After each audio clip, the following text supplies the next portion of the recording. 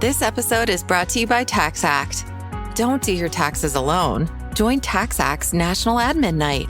Admin nights are social gatherings for getting through your to-do list. So get ready for a night of fun, finding deductions, and filing taxes with TaxAct, where you can file your federal and state return for just $49 through April 8. Let's get together and get them over with. Visit taxact.com/admin-night for details.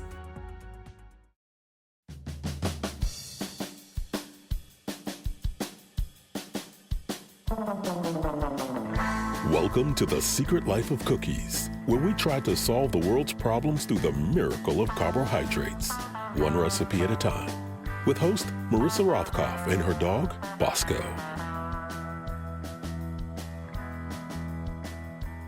My guest this week, and I'm only telling you guys this, is actually one of my favorite guests, Rachel Vindman.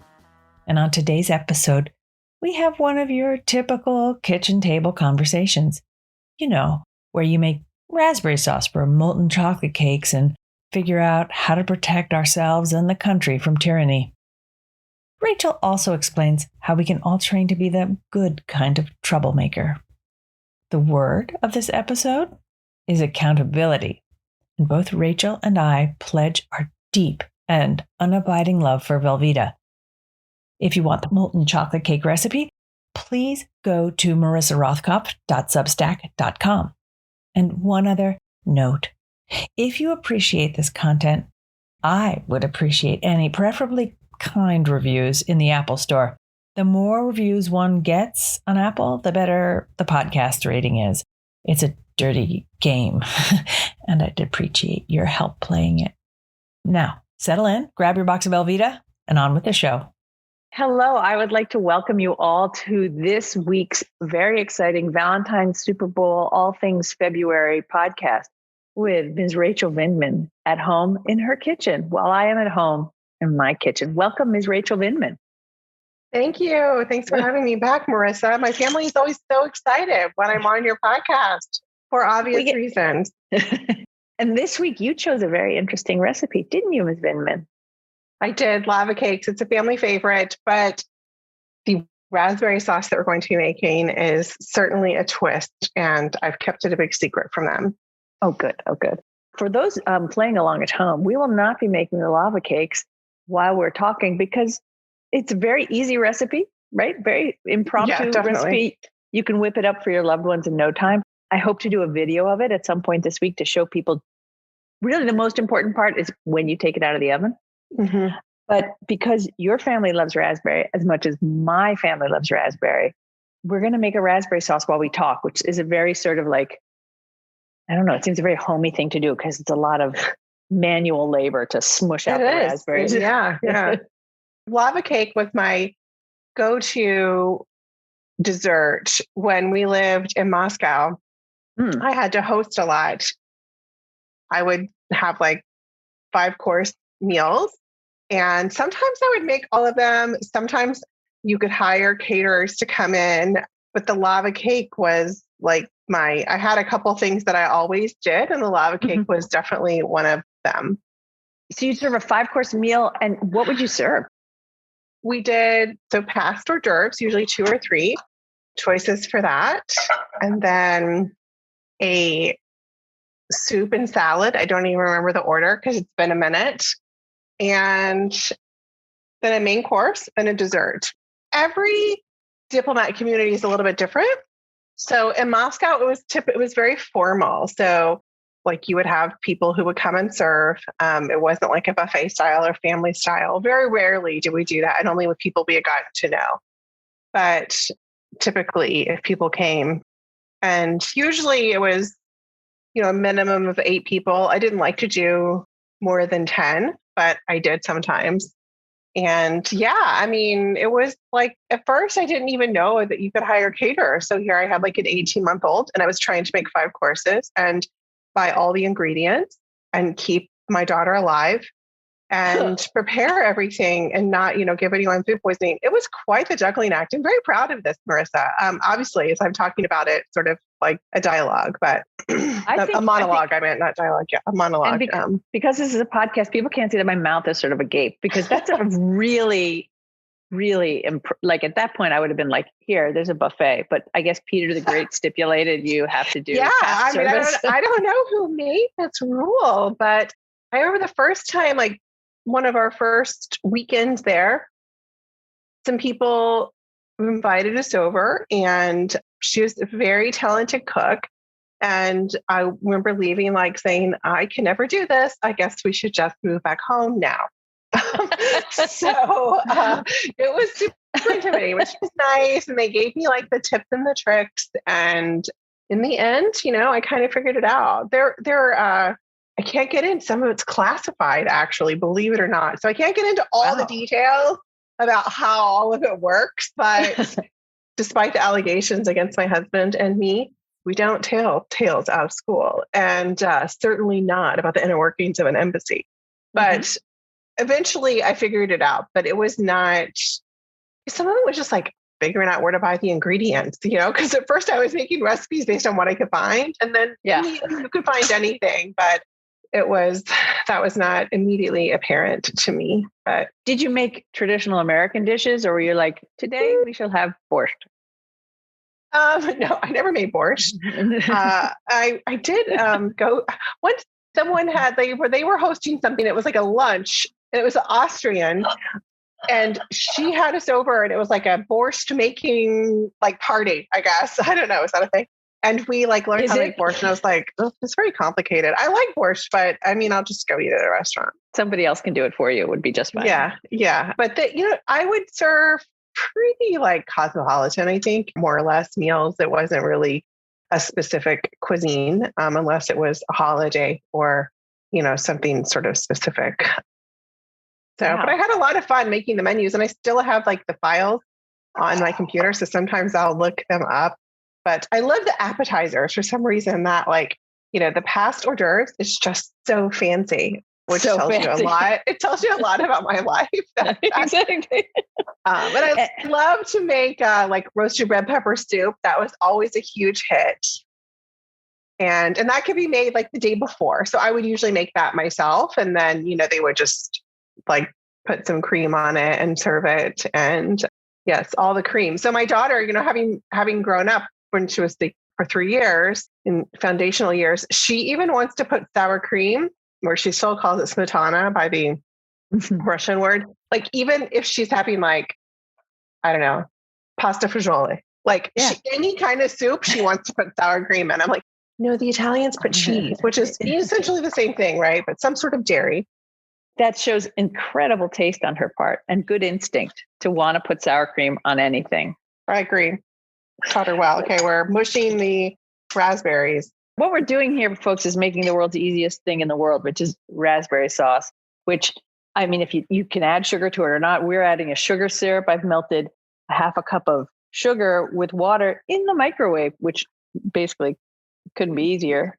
Also good for cocktails, by the way.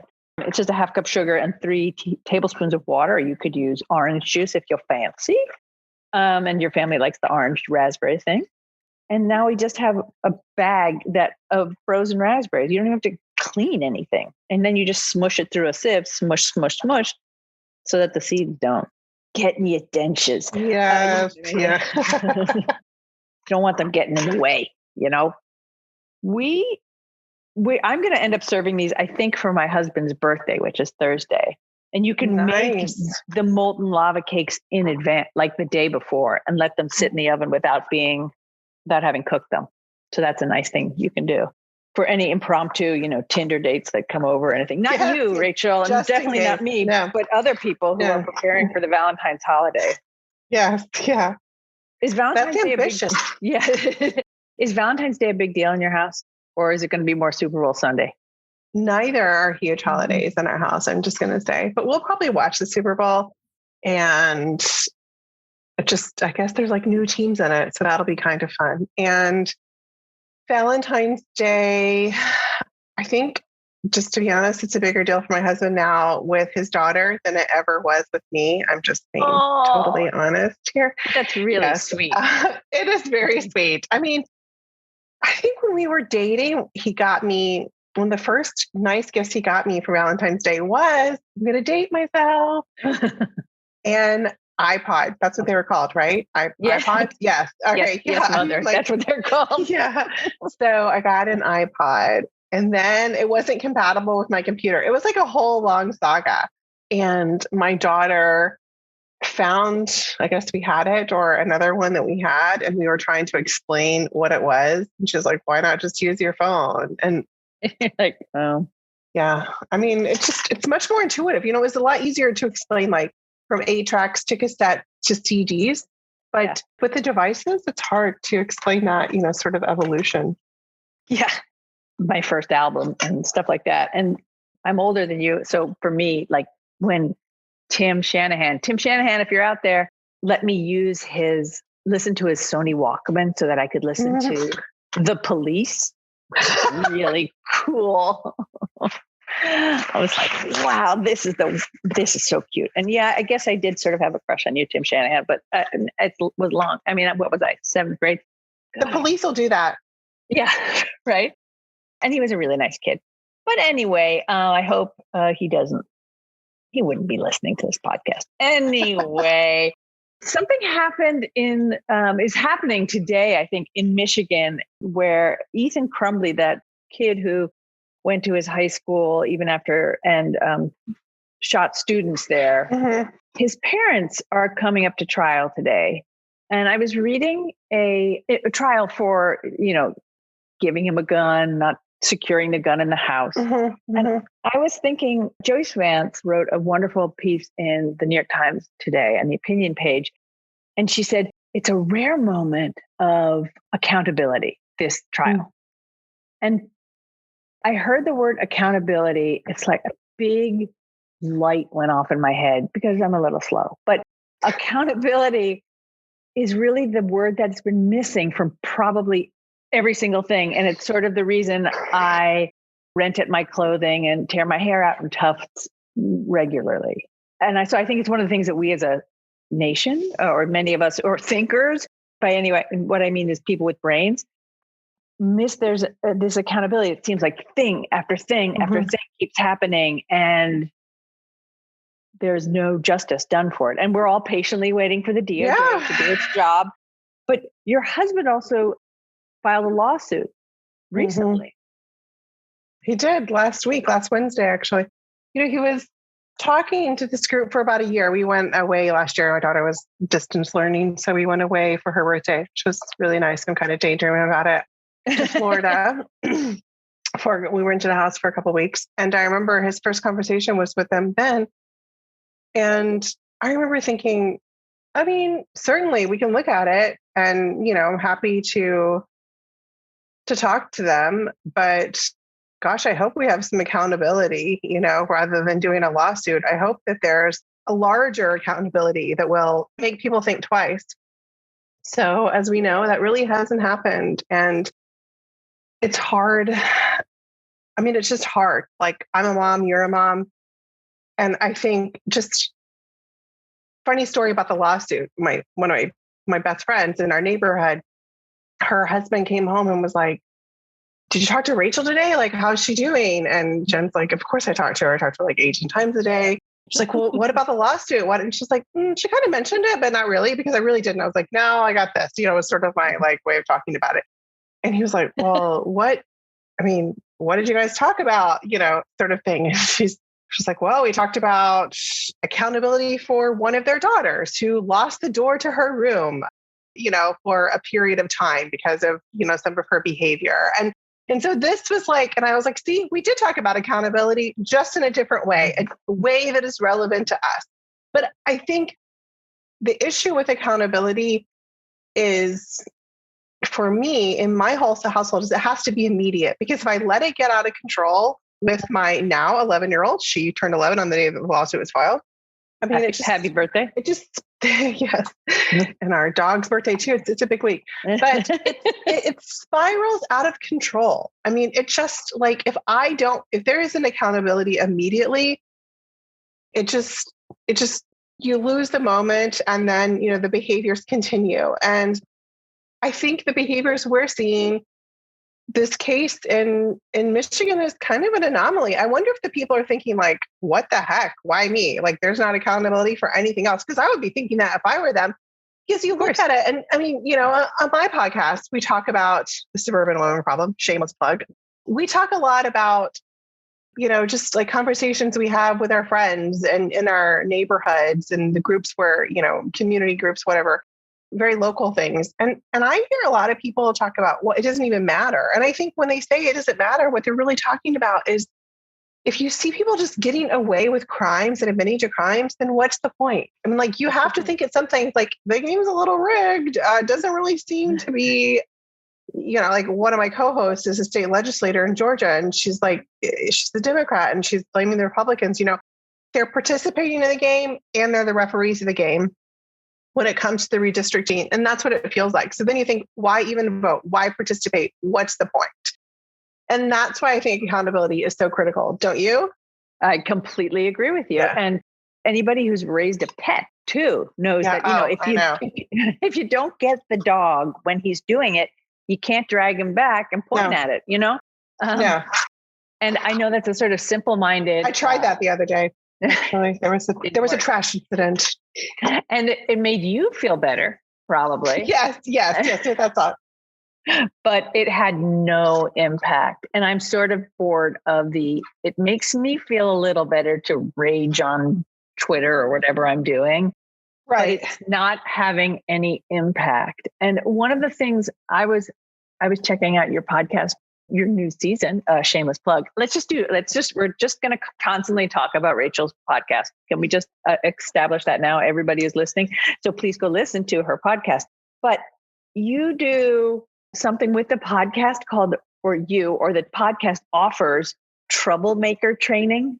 Yes. Troublemaker. I saw that and I was like, oh, I have to share this. We need t-shirts. What is it? I know. We really should have merch, as my daughter calls it. Too much YouTubing. No, that's what we call it too. And we will soon have Build Back Butter t-shirts. Oh, I can't wait.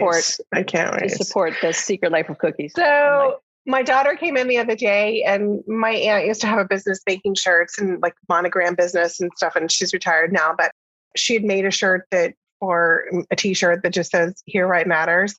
And she came in and Ellie said, "We need to talk to our merch person and get me something in my size." And I was like, I don't think we have a merch person, but okay. I don't even really know what that is, but I'm going to get on it.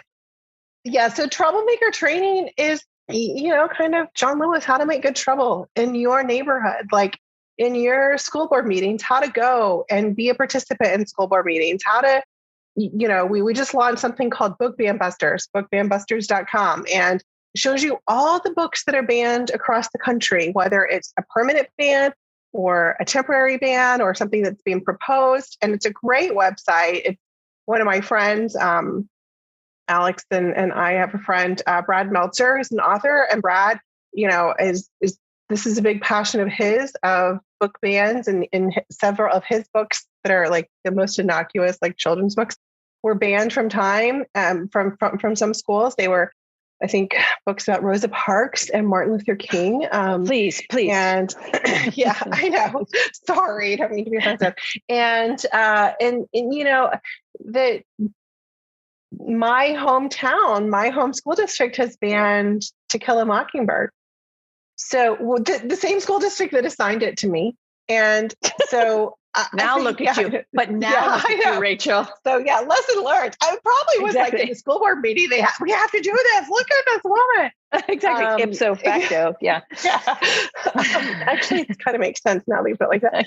So I think, our troublemaker trainings are how to go and do it, but not to be crazy, because we're not looking for a soundbite. We're looking to make a difference. And I will tell you, in the election last year in November, many of the candidates that we supported and helped for school board won because they talked to people and they went out and they had the conversations and they didn't shy away from the topics that the right was able to appropriate in a lot of ways, but they dispelled the myths. And as we know in Virginia, by the time they started to dispel the myths, it was just too out of control and they weren't able to do it because it got away from them. And I think that's what we really have to be careful about. So that's what our troublemaker training is. I've done it a couple times and I always learn something. We have some great women who work with us who are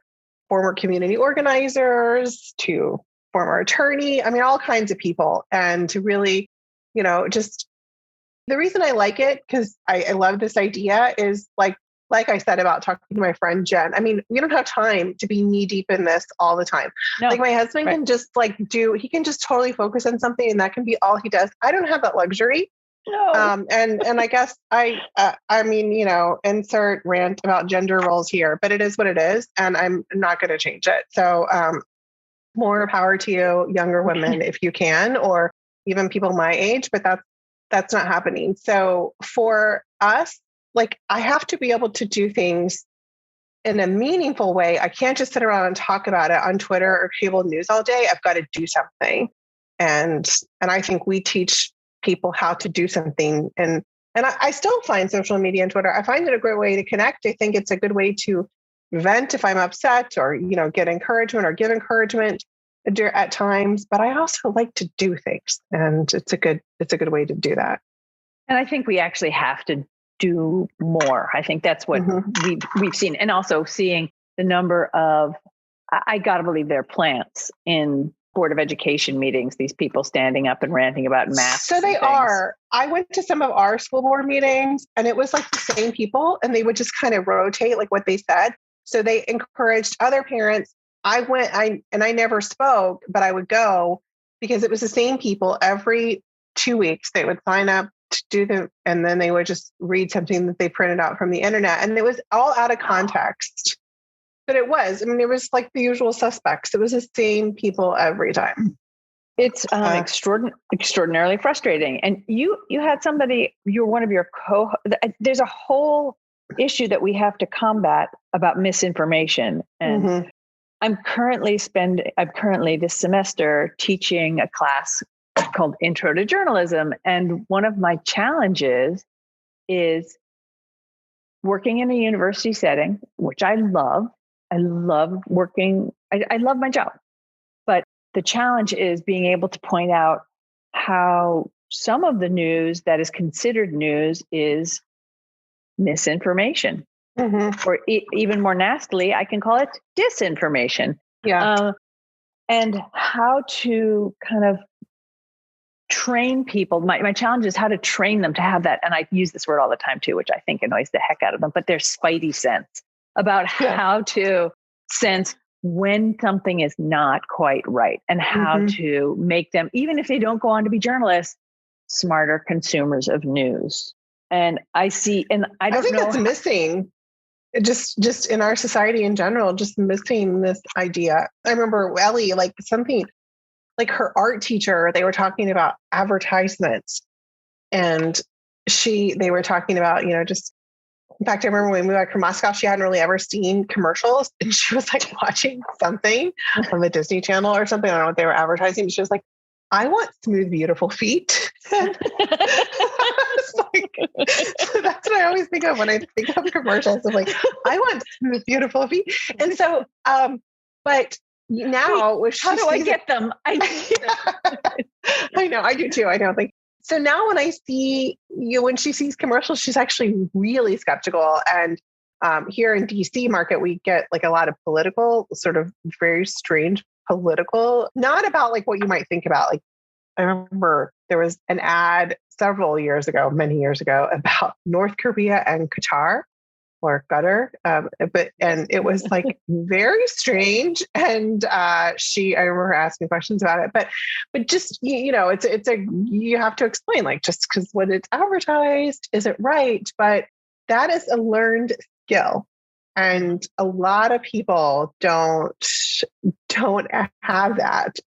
It is interesting that ads, we know really even political ads just don't make a huge difference. But the misinformation, once it gets out there, look how many people are like, oh, well, the US promised Russia that NATO would not move closer to Russia. Like that never happened.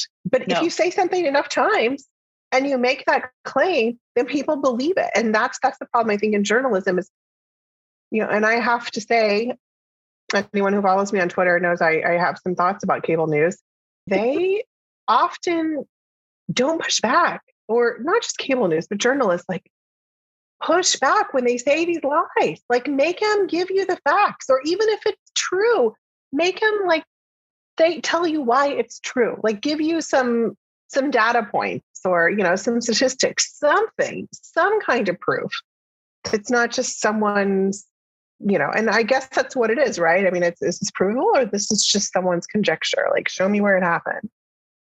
One of the challenges I have as a teacher is saying things like that and not coming across as biased, right? I can imagine. And, at some point, I worry that some kids can be like, I'm calling the dean on you, lady. You said a mean thing about Tucker Carlson, and I'm going to be like, well. But he even said it's not I mean, that's a good thing to say, because he said in the lawsuit, we're not news, we're entertainment. He actually said that. So, or that was their defense, that they weren't news, that they were entertainment. And so they weren't held to a standard of truth telling.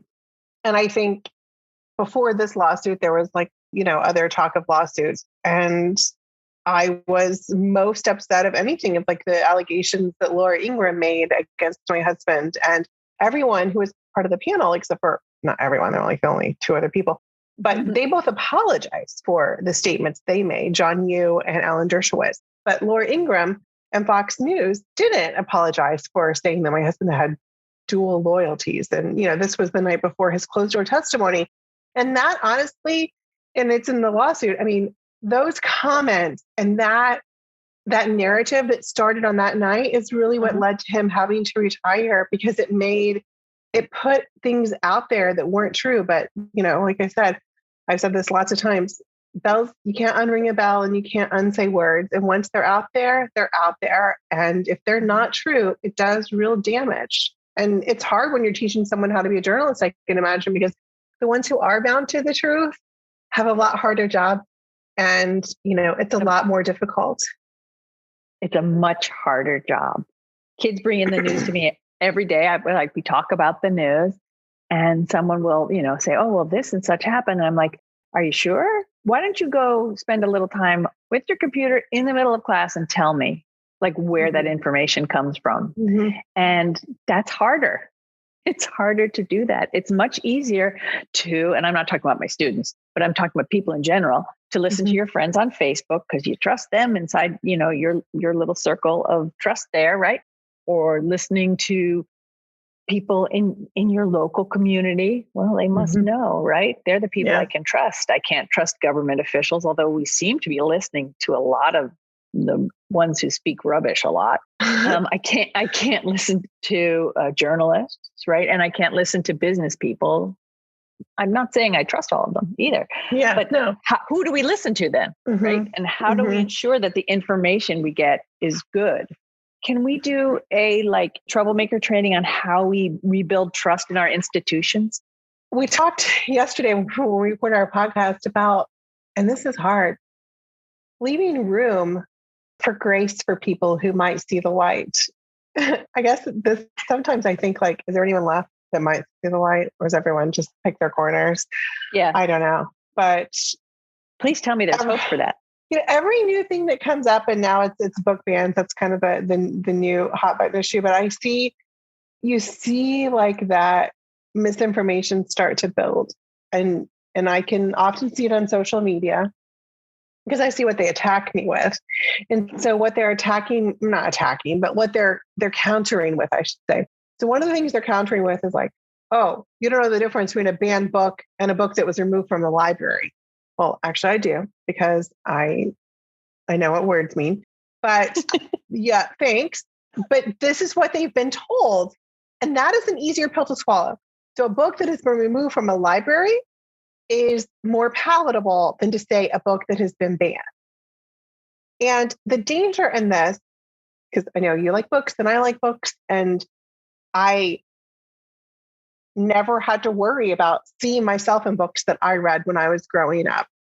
I identified with characters because there were characters that looked like me, because I had a pretty normal life as as the kids these days say, this gender, like I live the gender I was assigned at birth. I am heterosexual, like, so pretty middle of the road, like easy to find. But what about those who aren't middle of the road? What if they're struggling with depression or anxiety? And maybe they even have like the nuclear family that Madison Cawthorn is really obsessed with. And how's his nuclear family? Sorry, go on. Yeah, I mean, I don't think it's really going so well, but perhaps we have different definitions. It's important to define terms.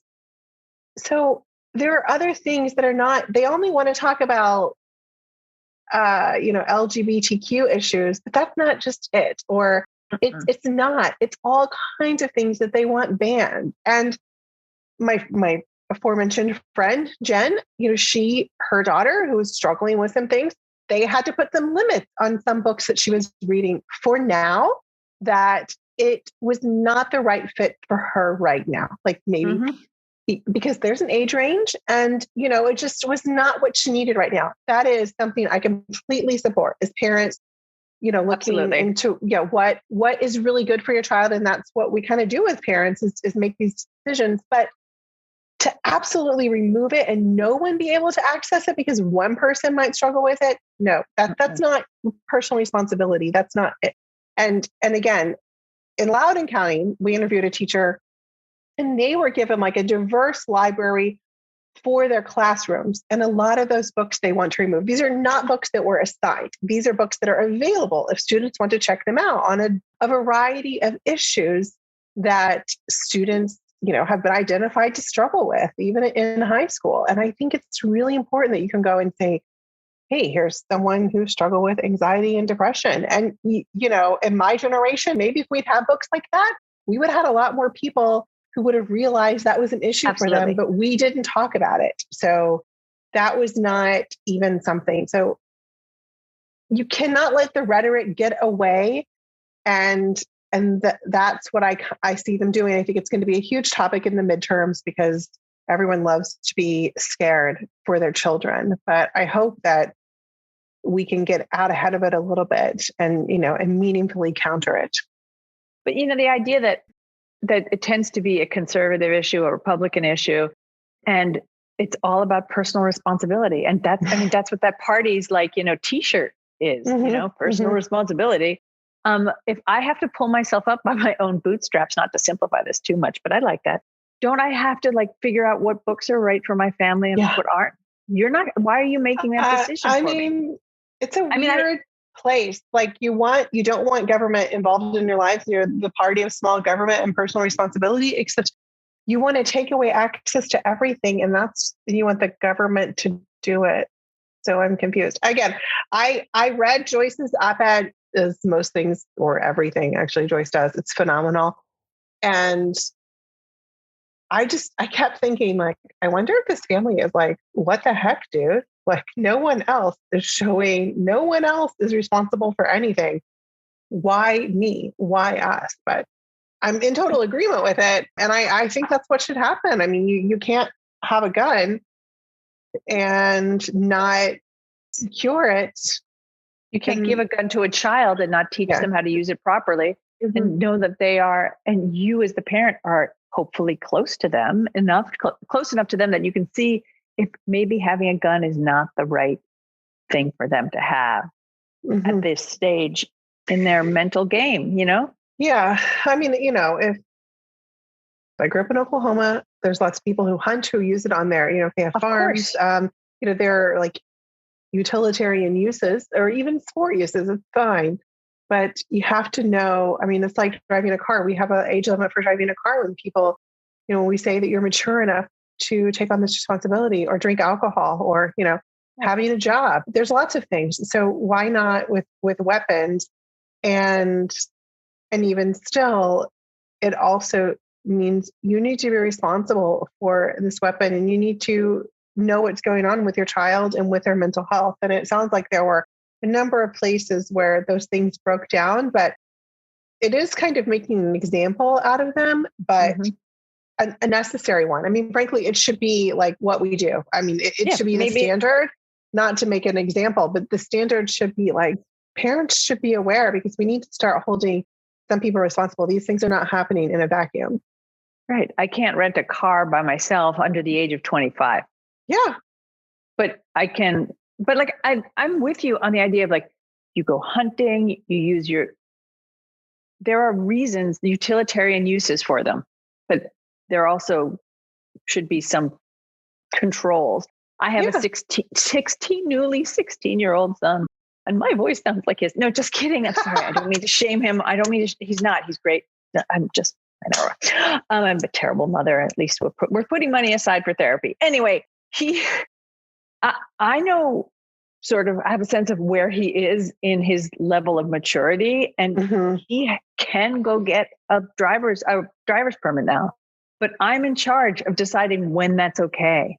Right. Even though the government says what gives me like a window, but I have a better sense of it. And I think there has to be that sort of responsibility. To the larger question of accountability, I did not want to do this lawsuit necessarily. I mean, I'm not against it, but I just was hoping that we wouldn't have the scrutiny, that we wouldn't be back in this place. We're in a different place now because we actually have a voice. Before, it was like he was in the military. We had to just be quiet and take it, but it's a little different now. But I mean, there were lots of emotions and feelings that came back on that day. And part of that was just overwhelming support and kindness from people who reached out near and far. And that was lovely. But I don't think we commemorated the second year anniversary of Alex and his brother being fired from the NSC, from the Trump White House. And I have to say, I thought we would be further along than this and separated from it. But now, I mean, even the decisions we make about where to live or what opportunities to take advantage of and where to go with our lives, it's very much connected to what do we need to do to get our country back on track? What do we need to do for democracy? And there's so many people like that. It's not just us, but I think it's like, what can we do? And it kind of goes back to the troublemaker training. Everyone can do something. You know, our platform's a little larger, good, bad, or indifferent. And so we want to use it. And we want to use it to speak out and to be able, to hopefully make a difference. So returning to this idea, like we haven't given up on accountability for our country, and no one should. And people shouldn't be able to just act with impunity and then never be held accountable. It's not just Donald Trump that needs to be held accountable. It's all the enablers and the people around him. The people who named in the suit, it's not Donald Trump, it's Donald Trump Jr. and Rudy Giuliani, Dan Scavino, who I don't even know who he is, and Julia Hahn, who sent out an email accidentally. She sent it to the wrong group of people, and a news outlet got it. And she was like, the talking points to use against my husband and how to attack him in the media. They were not the most adept criminals, which kind of just is like, this is a bit of salt in the wound of it all. But, totally. The issue of accountability is one that we cannot let go of until we actually have some accountability. And right now, every election we have, as I and many others say, is a slide towards authoritarianism or a step to harden our democracy. And everything has to be done. So Alex and I kind of look at things through that lens of like, can we still do the things that are important to us? And so sometimes we have to say no to a lot of things just because it doesn't fit into that paradigm. And I hopefully we'll move away from it and be in a different place eventually. But certainly we're nowhere near where I thought we would be. And I think a lot of that became a lot more clear last year on January 6th. And you could see just how critical it is that we continue to fight with everything we have to protect democracy. Yeah, I completely agree with it's a very good point about the difference between whether we're going to slide into authoritarianism. Maybe I should never learn to, if I don't pronounce the word, it could never happen. Could happen? I mean, a lot of people don't think it's happening and they probably can't pronounce it or spell it. I'm sorry. My New Year's resolution was to not make fun of people for their ignorance, but sometimes it's just. Ignorance is, makes me sad, I think. And sometimes it makes me like really, really chosen. Willful ignorance is not. It is willful ignorance. I'm a big fan of. Nope. It's like people are choosing to be this way, and that's just so hard. Absolutely. Though I am pleased that my son doesn't have to run into the risk of seeing a naked mouse in a book, because thank God. That'd be horrible. Very traumatic. Because normally we see mice clothed. So the idea of seeing, in our house, it's very, yeah. I spent a lot of time. We had those books as a kid, mouse paint, and it was really cute books with mice in them. But I had to spend a lot of time coloring underwear on them. Cinderella. Well, Cinderella made clothes for hers. Yeah. Well, it was Disney. You needed to do the right thing. Yeah. Shock people. One more thing I would love to talk about. I'd like to talk about thousands of things. I'd like to talk about cheese being as addictive as heroin. Yeah, I told you, I texted you earlier and I was like, I don't know if I'm going to be ready for this because I'm having some cheese, but I'm going to try to sober up. Yeah. How do you get to be mayor? I don't really understand. Change. People like change. He does have a dynamic personality. Indeed. Sort of, he talks in, I find listening to him, I have that same little uncomfortable tingle in my stomach when I would watch Donald Trump about to open his mouth. Like, is it going to be sensible? Is it going to be, he said that cheese is as addictive as heroin. And there's been a little bit of that. Oh, he's hiring his brother. Oh, no, he's not going to hire his brother. But I think, they wanted change after Mr. de Blasio. And so that's what happened. Yeah, but your tweet was really great. Tell everyone about your tweet. That was really hilarious. Just hoping someone can sell me a dime bag, baby. I don't care if it's Monterey Jack, cheddar, Velveeta. Yeah, I love my Velveeta. In fact, I'd pay more for Velveeta, to be honest. I might too. I'm not going to lie. I love Velveeta. And the Super Bowl is coming up, so it's a perfect time to have Velveeta and not have any shame about it at all. Never. There. First of all, I want to say to an American cheese. It's an American cheese holiday. And Velveeta has been around since the beginning of the 1900s. There is no shame in Velveeta. Okay. It was one of the first processed foods. It was a healthy, sanitary, very popular word back in the 1900s. And yes, I am writing a book right now all about kitchens at the beginning of the century. Sanitary. I love it. And so when I'm like, if my family complains about dinner, I'm like, it's sanitary. And that's all I have to say about it. And you should be glad. And if you don't believe me, read The Jungle. And that book. Okay. A lot of people hard to read. Why is that one banned? It's gross. I'm just kidding. No, it's a good book. Everyone should read it. I don't actually believe in banning books, but it is a little hard. And you know what? You will appreciate your labor situation and the people who have sacrificed for you to have the right. And OSHA in general. So it is a good book to read. Importance of laws and control over absolutely what goes into our food. We can thank the progressives for that. And we can also thank the progressives for the progressive movement at the turn of the century for why you have so many different things on your plate and your husband does not. There's one of the things I'm actually writing about right now is how the progressive movement was very big into making housekeeping and homekeeping more efficient because it kind of jived along with the Taylorism movement, Henry Ford and his assembly line. Let's make things as efficient as possible. And I can make your life as a homemaker as efficient as possible, which will leave you free time, a new concept during the second industrial revolution. And what should you do with that free time? Learn French? No, you should go out and help others, which is a wonderful notion. But my point is, it was not enough for you to just do the thing you were set to do. Don't read a book. Don't read a book. And anyway, books are going to put ideas in your head. So, speaking of ideas in your head, as in specifically your head, this is one of the most tenuous segues I've ever done in my life, but stick with me, people. Ideas in your head. January and early February are very busy, but also challenging time for you. And you've been working on a opinion piece that may or may not have gotten sidelined by someone else's lawsuit, and you have an important message and thoughts for people from a very personal place, if you're willing to talk about it. Sure. 13 years ago, on January 11th, we had a daughter who was born very early. She was born about 24 weeks gestation. And I didn't know what was happening. And we ended up going to labor and delivery. And I was having contractions, but I didn't know that's what it was. So she was born a few hours after that, after we arrived. And at the National Naval Medical Center, which is now Walter Reed.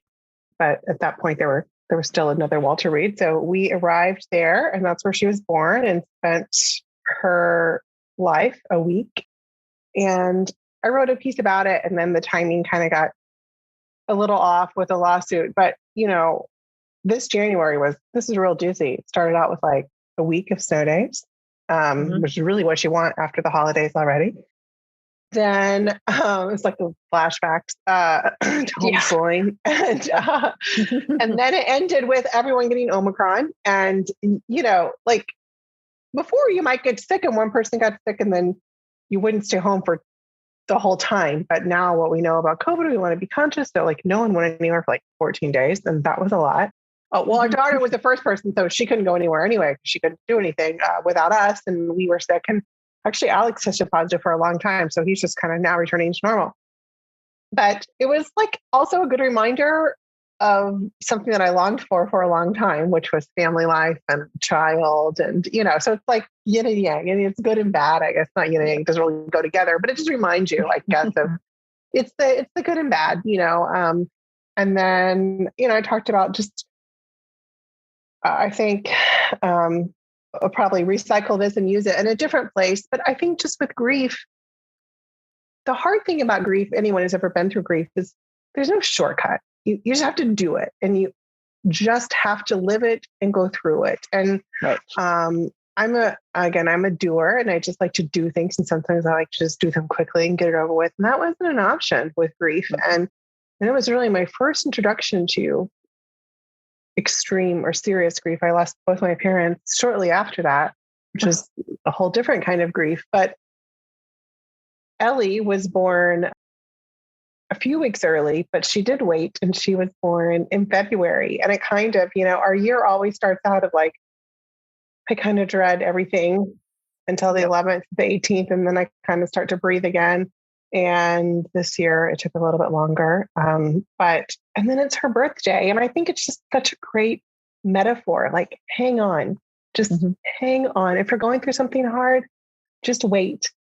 And you hear a lot about kids and teenagers and adolescents and, becoming more aware of their mental health. And what I want to say to them, but I'm a little bit old and I'm not a professional therapist, so I don't really know how to say it, but somehow to convey, like, hold on, it gets better. Just hang in there. But when it's your whole world, you don't know that. So that's why I don't actually say those things, because that's exactly. A parent talking. I'm not a professional. But just somehow, again, to convey this message of like, it's going to be okay. And Ellie's birth announcement, we put her name, and she shares a name with her sister. Their middle name is Abigail. And Ellie's name is Eleanor, which means light. And she was a light to us. She still is a light to us. She is a light personality and just a beam of sunshine. And it's not just me saying that, other people say it too. But so like all the necessary stats on her birth announcement, well, we also put the verse from the Psalms. Weeping may last for a night, but joy comes in the morning. And I think so much of life is holding on until you have that joy again, because you will. And you're still here, and you have a purpose, and there is a reason for you to be here. And you didn't die with a person who died, or whatever grief moment. Like, our life didn't end when Alex was fired from the White House. And there's still going to be a moment. It's not going to come the next day. It's going to take time for you to find it, but just hold on and have people that help you hold on and there to support you, like a scaffolding, if you will, until you can go out there and be part of it again. I remember Liz Cheney called me the day of Alex's private testimony. And I told her, and this is like just spontaneous, but it's really true. He's being attacked. And what's so hard is, like, I know that man. Like, that man held our baby when she took her last breath. And then he held me for 2 years till I could be a human again. I know who he is, and it's so unfair. And boy, does she know about unfair. I mean, feelings about Liz Cheney aside, she is a tough woman, and she is treated supremely unfairly. But it's just, I also believe if she holds on, that there will be redemption for her. And I think she knows that too, because she's a tough woman with experience. But we really have to get that message out, I think, to younger people of, of really holding on. And but it's a nice reminder for everyone. So I have that reminder every January. Hold on, February is coming, lots to celebrate, but you got to make it through the bad stuff first. Yeah. And I think, thank you for asking. I think it's a tough message, and it makes me cry. I'm actually crying right here.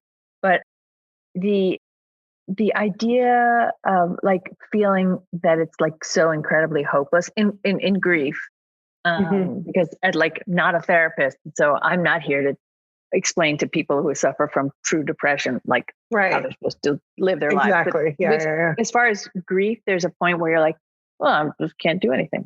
You can't go on. And at that point is what you said, you need the scaffolding, and you need someone to kind of remind you that you have no concept that you can have a purpose or that you can keep moving on. But I know it. And it's like, you need to hold that for your friend or your loved one. You do. Yeah. You don't need to know what the future holds. I promise you it's going to be okay. Yes. I mean, yeah, absolutely. This year in November, I was asked to give a speech, and then they told me the date, and it was January 11th, and it was Sarah's birthday. And I was like, oh, no. And then I was like, wait, why not? It was a speech by Zoom. So it was my first speech. It was kind of like a baby speech, but it was to a group abroad in Barcelona. Unfortunately, I didn't get to go to Barcelona. And then I thought, why not? And that was a time when that would have just unthinkable. 3 years ago, I was like, nope, can't do it on January 11th, any other day. But you move on, and you get to a point where you can hold both things at once, and your life can be, I can still remember her and honor her. And it's a different way that I do it now than I did it a long time before. So you also shouldn't tether yourself to like only one way to grieve for the rest of forever, because your life will take other turns as well. And grief is a very strange beast too, as anybody who's gone through it knows. It's like, it hides behind corners. It hides under beds. It sometimes just sits on top of your head. It is a very strange thing. Find someone who can talk about it with you, who can, sit with you and hold that hope for you when you can't carry it and hold it yourself. Absolutely. Words to live by. And I'm glad it's February. Me too. Yes. I'm going to celebrate so much with lava cakes. We're going to trip down memory lane. Yes. And how are you celebrating your dog's birthday? He is at daycare today, which kind of sounds like we didn't ship him off, but he just loves to go and play with his friends. Sure he does. Yeah. Friend named Potato, who he plays with there. What kind of dog is Potato? I don't know, but they always mention that he plays with Potato, and I should ask, but I never do. So they're going to get some ground beef tonight, because I was actually going to make some meatballs last night, and my sister-in-law invited us over. So I didn't make them. So I'm like, oh, that's going to be Ace's birthday gift. I want to boil some ground beef. Who doesn't like boiled ground beef? And it's the finest meal for all German shepherds. Yes, exactly. So yes, and our other dog will get some as well. And she likes it when Ace goes to daycare, because she will like start hounding me from the moment I return to like give her secret treats, because she knows she's going to get like, because for a long time I was like, what does she want? And then I realized she wants the treats because I give her treats when he's not here. And which is kind of funny because he doesn't really like treats so much. He's very discriminating. So he only likes certain treats. She likes all treats. So I can give her treats while he's there. I don't know. I started this, and Alex is like, what is she doing? Why is she just like fixated on you? She never pays attention to you. And it's true. But anyway, yes, that's our, maybe I'll make lava cakes tonight for Ace's birthday. He will not get one because it's chocolate and everything. Right. But don't write us letters, people. He's not getting chocolate. He's not getting chocolate. I promise. My daughter she read something when we first got Ace about puppies and just taking care of dogs. So she's always reminding us of all the things about especially dietary issues. So, and she's available for consulting if anyone needs any help, because She's very evangelical about it. Good. I mean, that's your start. She's starting off on the right foot. So I'm glad to start off February with you on the right foot and dive head deep into a molten chocolate cake. I'm going to post a picture of this on, all my social media. I promise. I will too. And how's your raspberry syrup going along? It looks fabulous. I'm just still thinking I can get a little bit more out of the raspberry. So it's also just very satisfying. So satisfying. It is the most satisfying thing to sit there and sieve raspberries. So if anybody needs sort of a Zen moment, the lava cakes and making some raspberry syrup will be some raspberry sauce will be really the thing to do. Yep. It's going to be awesome. Thank you so much for this. Your raspberry sauce is looking beautiful. Thank you. It actually does look really good. It's the most beautiful color. Yeah, it is. It's a gorgeous color. It's not like that fake processed looking stuff. Like it is beautiful and vibrant. And for our friends at home, it freezes nicely and it can keep in the fridge for 5 to 7 days. So you can start making it now for Valentine's Day. Yeah. A big vat of it. Oh my gosh. People who are making things in advance for Valentine's Day are like, I don't know if we can be friends, but I do admire you. And that's all I have to say. I'm not doing it. God, I'm just... They'll be lucky if maybe get a heart-shaped meatloaf on Valentine's Day. Oh, that sounds amazing. It's a great idea. Take it. Thank you, Marissa. And my family thanks you as well. As always, my family is the biggest fan of your book. It's good that they're out there. I thank you very, very much. Happy birthday to Ace and happy belated birthday to Ellie. And may the Super Bowl, the joy of the Super Bowl be yours. We will for sure. Velveeta forever. Thank you all for listening. Please sign up for my Substack at marissarothkopf.substack.com to get access to the recipe. It's free to sign up. Although if you're able, I'm grateful for paid subscribers who do help to subsidize my crazy amounts of recipe testing.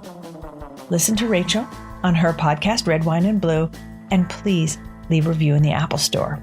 Also, most importantly, happy Super Bowl Sunday. May your team win and your cheese be melty. Also, happy Valentine's Day.